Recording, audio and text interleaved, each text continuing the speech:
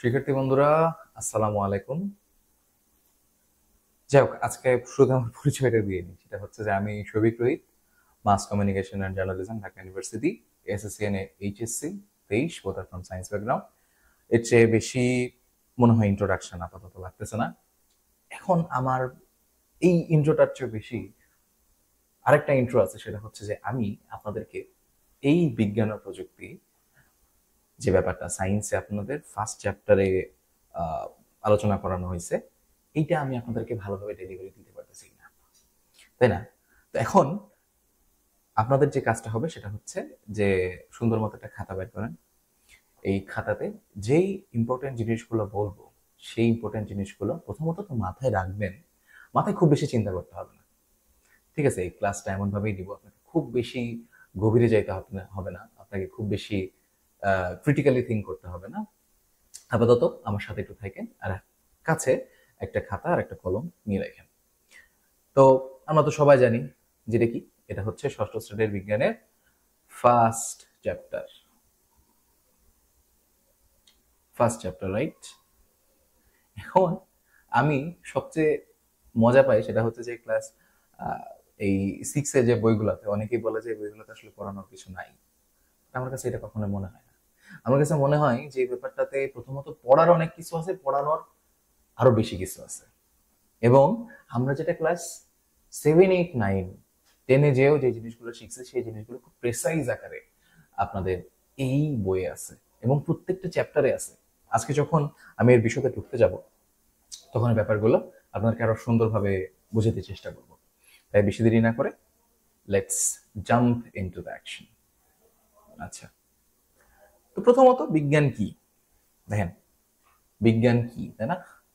বিজ্ঞানের কথা বলতে আমাদের কল্পনায় বড় বড় আধুনিক ল্যাবরেটরিতে নানা ধরনের আধুনিক যন্ত্রপাতি নিয়ে বিজ্ঞানীরা নানা ধরনের জটিল গবেষণা করছেন, এরকম একটা ছবি ভেসে ওঠে। আসলে সায়েন্টিস্ট মানে হচ্ছে একটা অ্যাপ্রন পরা থাকবে, একটা চশমা থাকবে গোল পাওয়ার আলা, এবং একটু টাক মাথা হবে, কিংবা চুলগুলো সাদা সাদা হবে। এটা আমরা সায়েন্টিস্ট বুঝি। এবং সায়েন্স গবেষণা বলতে, রিসার্চ বলতে আমরা বুঝি যে ওই যে একটা সাদা কালার একটা ল্যাবরেটরি থাকবে। আমরা সিআইডি তে একটা সময় দেখতাম, সিআইডি তে কোনো কেস যদি আসতো তখন কি হতো, তখন হচ্ছে ওই যে একটা ল্যাব রুম আছে, ডক্টর সারুকে মনে হয় না, তো ওই ল্যাব রুম নিয়ে যাওয়া হইতো। ওটাকে আমরা ভাবতাম যে এখনো অনেকেই ভাবি যে ওটাই মনে হয় গবেষণাগার, এবং সায়েন্সের যে আসল কারুকার্যটা ওইখানেই হয়। কিন্তু আসলে বিজ্ঞান কি? আসলে বিজ্ঞানটা হচ্ছে এমন এক ধরনের জ্ঞান যেটি সবসময় পরীক্ষা নিরীক্ষা করে যাচাই করা যায়। কিন্তু তার চাইতে বড় কথা, বিজ্ঞান হচ্ছে চিন্তার একটা পদ্ধতি যেখানে আমরা সবকিছু নিয়ে প্রশ্ন করি এবং সেই প্রশ্নের ব্যাখ্যাটাকেও যাচাই করে দেখি যেটা সত্য কিনা। আসেন একটু গভীরে ঢুকে এই কথাটা। প্রাচীনকালে মনে করা হয়তো কি জানেন, এখন তো আমরা সবাই জানি, সবাই কি জানি, জানি যে হচ্ছে এটা সূর্য, এটা পৃথিবী। প্রাচীনকালে কি মনে করা হইতো? প্রাচীনকালে মনে করা হইতো যে এই সূর্যই মনে হয় পৃথিবীর চারিপাশে ঘুরছে। কথাটা তো যুক্তি আছে, কারণটা হচ্ছে যে সূর্য উঠছে পূর্ব দিকে, আবার অস্ত যাচ্ছে কি পশ্চিম দিকে। তার মানে কি সূর্যই তার মানে ঘুরতেছে। আবার একটা টাইমে কিছু গ্রন্থে লেখা হলো যে একজন খুব বলিষ্ঠ বীর সে পৃথিবীটাকে কাঁধে এমন করে ধরে আছে, এবং মাঝে মাঝে যখন বীরটা নড়ে উঠছে তখন কি ভূমিকম্প হচ্ছে। এটাও কিন্তু একটা যুক্তি। এবং অনেকে অনেক গ্রন্থে আদিকালে লেখা ছিল যে হাতির মাথায় পৃথিবীটা থাকে, হাতির মাথায় পৃথিবীটা থাকে। আচ্ছা, ভালো কথা। যখন এবং ওই হাতি চলাফেরা করতেছে, হাতি যখন পানি খাচ্ছে, পানি খেয়ে কি হয়, হাতি অনেক সময় সুর থেকে পানি ফেলে দেয়, এবং তখন কি, তখন হচ্ছে সেটা যখন পৃথিবীতে যেয়ে পড়ছে তখন তো বৃষ্টি হচ্ছে। এবং হাতিটা যখন নড়ে উঠছে তখন ভূমিকম্প হচ্ছে। এই বিভিন্ন তথ্য ছিল। কিন্তু প্রাচীনকালে প্রশ্ন করা হলো, এবং সেই প্রশ্নের ব্যাখ্যাগুলো আসলে কিভাবে আমরা পাই এবং কতটা রিসার্চ করে পাই, এই রিসার্চের পদ্ধতিটাও আপনাদের এই বইয়ে খুব সুন্দর মতো দেখা আছে। অর্থাৎ খালি যৌক্তিক ব্যাখ্যা হলে হবে না, একটা প্রসেস আছে। সেই প্রসেসের মধ্যে দিয়ে গেলে সেটা যদি আপনি প্রমাণ করতে পারেন সেই তত্ত্বটা কি, তবেই সেটাকে আমরা বিজ্ঞান বলে জানবো। বিজ্ঞান, আমরা ছোটবেলায় এটা প্রশ্ন আসতো যে বাবা বিজ্ঞান কি, বিজ্ঞান কি, আমরা লিখতাম কি জানেন, বিশেষ জ্ঞানকে বিজ্ঞান বলে, বিশেষ জ্ঞানকে বিজ্ঞান বলে। মজার ব্যাপার হচ্ছে যে এটা কি ভুল? এটা কিন্তু ভুল না, কিন্তু এটা প্রেসাইজ না। একটু প্রেসাইজ হতে গেলে আমরা কি জানছি, জানছি যে একটা প্রসেসের মধ্যে দিয়ে যাবে, সেই ব্যাখ্যাটাকে যৌক্তিক হতে হবে, সেই ব্যাখ্যাটা অনেক বেশি রিসার্চ সম্বলিত হতে হবে, এবং সেই ব্যাখ্যাটা সর্বজন গৃহীত হতে হবে, তবেই আমরা সেই তত্ত্বটাকে বিজ্ঞান বলে জানছি, সেই ব্যাখ্যাটাকে একটা বৈজ্ঞানিক ব্যাখ্যা বলে জানছি। আসেন এবার একটু কাজ করি যে বৈজ্ঞানিক কারা। এখানে লেখা আছে হচ্ছে ম্যারি কুরি একজন বৈজ্ঞানিক। ম্যারি কুরি, এখানে আমি একটা জিনিস লিখলাম যে ম্যারি কুরি হচ্ছে এমন একজন মানুষ যিনি কিন্তু নোবেল পাইছিলেন, এবং একবার দুইবার না, উনি 2বার নোবেল পাইছিলেন, এবং নোবেল পাওয়া প্রথম মহিলা তিনি। কিন্তু তার অবদানটা কি, নোবেল দিয়ে দিল। আসলে নোবেল পাওয়ার প্রসিজিওর কি? আমিও কি ইচ্ছা করলে নোবেল পাইতে পারি? হ্যাঁ, আপনি অবশ্যই পারেন, কিন্তু ম্যারি কুরি আসলে কখনো নোবেল পাওয়ার জন্য কাজ করেন নাই। ম্যারি কুরির ছোট থেকে অভ্যাস ছিল। তার আগে আরেকটা বিষয় ক্লিয়ার করি, এইখানে আছে ম্যারি কুরি লিখছি, আবার এখানে লিখছেন ভাই মাদাম কুরি, কাহিনী কি? এটা হচ্ছে সেম মানুষ, উনি পোল্যান্ডের বাসিন্দা ছিলেন। তো তিনি কি করছিলেন, তিনি তার ছোটবেলা থেকে একটা জিনিস তার জানার অনেক আগ্রহ ছিল, এবং এই আগ্রহটা তাকে এমন একটা প্রপার রিসার্চারে পৌঁছে দিয়েছে যে তার রিসার্চের কারণে হাজার হাজার মানুষের মঙ্গল হয়েছে, একটা সমগ্র জাতির মঙ্গল হয়েছে, যার ফলে তাকে 2বার, পরপর 2বার নোবেল প্রাইজ ঘোষণা করা হয়েছে। এবং আপনি যদি জানতে চান যে আসলে ভাই আমি তার লাইফটা সম্পর্কে একটু জানতে চাই, কিভাবে জানবেন? একটা মুভি আছে, CURIE, ইংলিশ মুভি। তো এইটার মাধ্যমে মোটামুটি আপনি একটা ধারণা পাবেন। কিন্তু এই ব্যক্তি, ইনি আসলে নোবেলটা পেয়েছিলেন কি কারণে, এটা আসলে লিখি, রেডিও অ্যাক্টিভিটি, রেডিও অ্যাক্টিভ পদার্থ সম্পর্কে তিনি গবেষণা করেছিলেন। রেডিও অ্যাক্টিভ পদার্থটা কি, প্রশ্ন আসবে না? বুঝাই, আমার আশপাশে এই একটা বক্স আছে, মনে করেন এই একটা পদার্থ, এই পদার্থ থেকে বাইরে থেকে কি লাইটিং মনে হচ্ছে, মানে ভিতর থেকে কোনো রশ্মি বাড়াচ্ছে এমন কিছু মনে হচ্ছে না। অনেক রেডিও অ্যাক্টিভ পদার্থ বা তেজস্ক্রিয় পদার্থ, তেজস্ক্রিয় নামটার মধ্যে একটা ব্যাপার আছে না, যে এখান থেকে এমন একটা লাইটিং বাড়াচ্ছে, এমন একটা রশ্মি বের হচ্ছে, যে রশ্মিটা আমরা অনেক সময় দেখতে পাই, আমরা অনেক সময় দেখতে পাই না। যেখান থেকে আমরা দেখতে পাই, যে পদার্থতে রশ্মি বের হচ্ছে, যে পদার্থ, সেই পদার্থগুলো আমরা দেখতে পাই, সেগুলো তো অনেক কাজে লাগেই। আমাদের মাদান করি উনি কি করেছিলেন, যে পদার্থগুলো থেকে রশ্মি বেরো হয় না, কিন্তু ওইটা নিয়ে পরবর্তীতে আমরা একটা বেটার সলিউশন খুঁজে পাই, এমন কিছু সলিউশন উনি খুঁজে বের করেছিলেন। এবং অনেক ক্ষেত্রে কিন্তু এই রশ্মিগুলো ভালো নাও হতে পারে, এটার জন্য কেয়ারফুল থাকতে হবে, বাট উনি তখন কেয়ারফুল ছিলেন না। সেই রশ্মিগুলো কি হয়, আমাদের যে চামড়াগুলো আছে না, এই চামড়ার ভিতরে ভেদ হয়ে যায়, এবং আমরা দেখতেও পাই না। তোমাদের কিছুদিন আগে অনেক একটা সিরিজ খুব ভাইরাল হয়েছিল, ভাইরাল না তো, অনেক সিরিজ খুব হাইপ আসছিল, নামটা হচ্ছে দি রেলওয়ে ম্যান। অনেক কেউ দেখছো কিনা জানি না, রেলওয়ে ম্যান। তারপর আরেকটা আছে চেরনোবিল, চেরনোবিলটা লিখলাম না কারণ চেরনোবিলটা আমি নিজেও দেখি নাই। ওখানে আমরা ভালো মতো ব্যাপারটা লক্ষ্য করতে পারছি। ব্যাপারটা হয়েছিল কি, যে তোমরা তখন রূপপুর চেনো, সে রূপপুরে ইয়ে থাকে, কি বলে, ইউরেনিয়াম নিয়ে গবেষণা চলতেছে, এবং ইউরেনিয়াম নিয়ে ভালো বেশ অনেক বেশি পরিমাণে বিদ্যুৎ উৎপাদন করা যায় অনেক কম খরচে। তা ভালোই খরচ হচ্ছে, বাট সবচেয়ে সাস্টেইনেবল বলা চলে। তো এখন সেই ইউরেনিয়ামটাকে যদি আমি ভালোভাবে ইউজ না করি, কেয়ারফুলি সেটাকে যত্ন করে ব্যবহার না করি, প্রবলেম এইটাই, যেটা যদি বাতাসের সাথে মিশে বিক্রিয়া করে আমাদের নিঃশ্বাসের মাধ্যমে আমাদের ফুসফুসে যায়, তবে বেশ ক্ষতি হয়।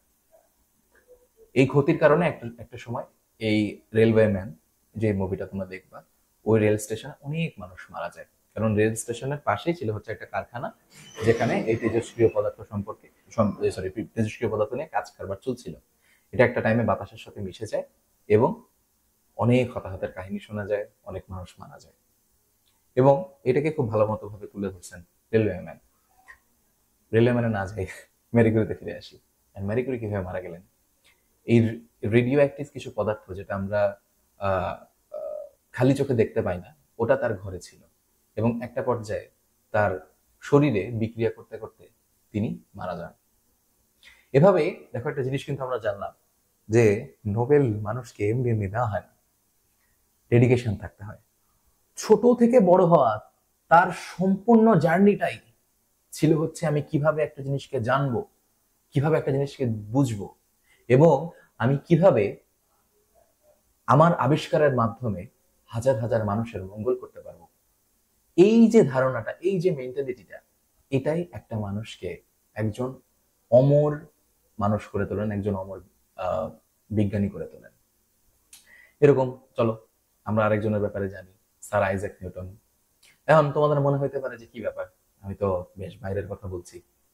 আমরা একটা কাজ করছি, আমরা এর সাথে সাথে তোমাদের এই বইটা সম্পর্কেও একটু ধারণা দিব, এবং এখানকার যে লাইনগুলো, এই লাইনগুলো ঠিক কোন কোন জায়গায় ইম্পর্টেন্ট, ঠিক কোন কোন জায়গা তোমাদের পড়া উচিত, এই ব্যাপারটাও ভালো মতো জানাই দিব। চলো আমরা একটু এই মাদাম কুরির ব্যাপারে পড়তেছিলাম, এখান থেকে কিছু লাইন একটু দাগায় নিয়ে আসি। প্রথমত আমি যেটা লিখছিলাম যে বিজ্ঞানের কথা বলতেই কল্পনায় বড় বড় আধুনিক ল্যাবরেটরি এগুলো সব ভেসে ওঠে, কিন্তু এইখানে হচ্ছে আসল কথাটা, ল্যাবরেটরি ছাড়াও বিজ্ঞানের গবেষণা করা যায়। মাদাম কুরি উনি পদার্থবিজ্ঞান, যেটাকে আমরা বলি হচ্ছে ফিজিক্স, এবং রসায়ন, রসায়নকে কি বলি? কেমিস্ট্রি। এটা লিখবো নাকি? এটাও লিখে দিই, কেমিস্ট্রি।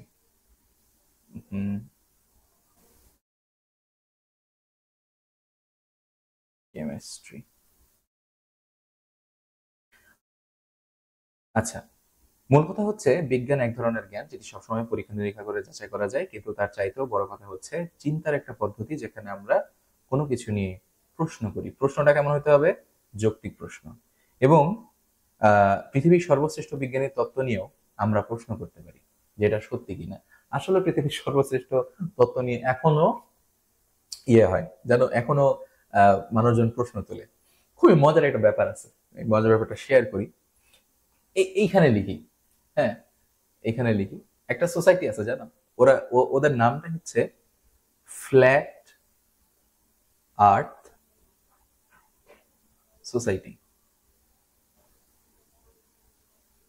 নাম শুনে মনে হয় বুঝতে পারছো যে এরা কি করে। এরা এখনো মনে করে যে আমাদের যে পৃথিবী আছে আটটা ফ্ল্যাট, এবং তারা যুক্তি দিয়ে তারা প্রমাণও করে যে না, আমাদের এই যে পৃথিবী আছে, এই পৃথিবীটা ফ্ল্যাট, এবং আমরা এই বিশ্বাসে অটুট থাকবো। এখনো অনেক মানুষ রিসার্চ করে যাচ্ছে এটা প্রমাণ করতে যে এই যে পৃথিবীটা আছে এটা ফ্ল্যাট। তারা এখনো প্রশ্ন করে যাচ্ছেন। আমি তো খালি একটা মাত্র উদাহরণ দিলাম, এরকম প্রচুর মানুষ আছে যারা কিনা বর্তমানে যে আহ, পরিকল্পিত যে এস্টাবলিশড যে ব্যাপারগুলো, সেগুলো নিয়ে এখনো প্রশ্ন তোলেন, এবং এই প্রশ্নগুলো যায় তুমিও তুলতে পারবা। বাট এখানে তোমার যেটা লাগবে সেটা হচ্ছে প্রপার নলেজ, এবং তুমি প্রপার যুক্তি দিয়ে, তথ্য দিয়ে, বৈজ্ঞানিক ভাষা দিয়ে তুমি সেটাকে প্রমাণ করতে পারছো কিনা। তারপর নিচে চলে যায়, এই যে লেখা আছে যে পরীক্ষা করে দেখতে পারি। হাজার হাজার বছর ধরে বিজ্ঞানের নানা তত্ত্বকে প্রতিনিয়ত যাচাই করে আসা হচ্ছে বলে বিজ্ঞানের তথ্যগুলো কোনটা কতটুকু সত্যি সেটা আমরা জানি। যখন প্রয়োজন হয় তখন বিজ্ঞানের তত্ত্বকে আমরা পরিবর্তন করি। এন্ড এইটার মানে কি? যখন প্রয়োজন হয় তখন বিজ্ঞানের তত্ত্বকে আমরা পরিবর্তন করি। ওই যে বললাম, কি বললাম, একটা মানুষ বলছিলেন যে সূর্য কি হয়েছে, পৃথিবীকে কেন্দ্র করে ঘুরতেছে। এটা অনেক সময় মেনে নেওয়া হলো, কিন্তু পরবর্তীতে দেখা যাচ্ছে যে সূর্য যে পৃথিবীকে কেন্দ্র করে ঘুরতেছে, এইটা এস্টাবলিশ তো আমরা বুঝলাম, ঠিক আছে হলো, কিন্তু দ্য প্রবলেম ইজ যে এটার কারণে বেশ কিছু বিরোধ মত দেখা যাচ্ছে। এবং যখন গ্যালিলিও প্রমাণ করলেন যে না, সূর্য পৃথিবীকে কেন্দ্র করে ঘোরে না, একটা সূর্য আছে, এই সূর্যটাকেই কেন্দ্র করে আমাদের টোটাল পৃথিবী ঘুরছে। এবং শুধুমাত্র পৃথিবী না, আমাদের সৌরজগতে যতগুলো গ্রহ আছে সেই গ্রহগুলো তাদের অক্ষপথে ঘুরছে। এবং তার মাধ্যমে তিনি অনেক কিছু জিনিস প্রমাণ করলেন যে দেখো, এটা আমরা অনেকভাবে প্রমাণ করতে পারি। কিভাবে প্রমাণ করতে পারি, এবং এটার মাধ্যমে আমাদের পরবর্তীতে লাভগুলো কি কি, এবং এটার মাধ্যমে যে সেন্ট্রালাইজ যে ফোর্সটা, মানে কি বলবো, এটা একটু বুঝাই দিই। ব্যাপারটা হচ্ছে, ধরো মনে করো এটা হচ্ছে পৃথিবী, ঠিক আছে? এই পৃথিবীর একদম সেন্টারে একটা শক্তি আছে, এর মাধ্যমে কি আমাদের যে সেন্টারটা, ওটা আমাদের মানে সেন্টারের দিকে আমাদেরকে টানতেছে, যার ফলে বেশ কিছু যুগান্তকারী পরিবর্তন হয়েছে।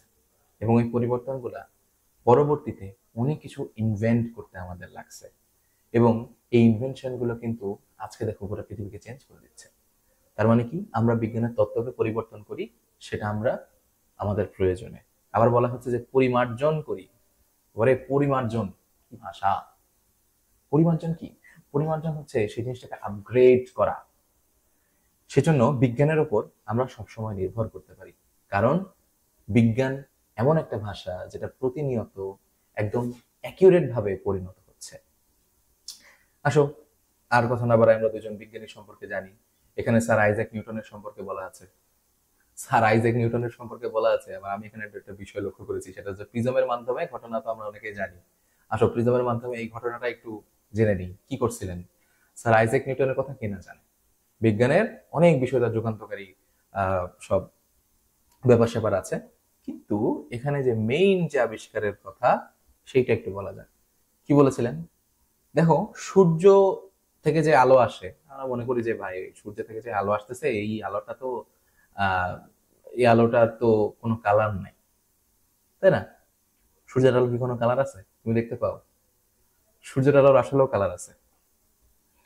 সূর্যের আলোর কিভাবে কালার আছে, এটা আমি একটু ভিডিওর মাধ্যমে তোমাকে দেখাই। এই যে দেখো, এইটা যেটা, এটাকে আমরা বলতেছি কি জানো? এটাকে আমরা বলতেছি হচ্ছে প্রিজম। ঠিক আছে? প্রিজম কিন্তু কোনো বড় যন্ত্র না।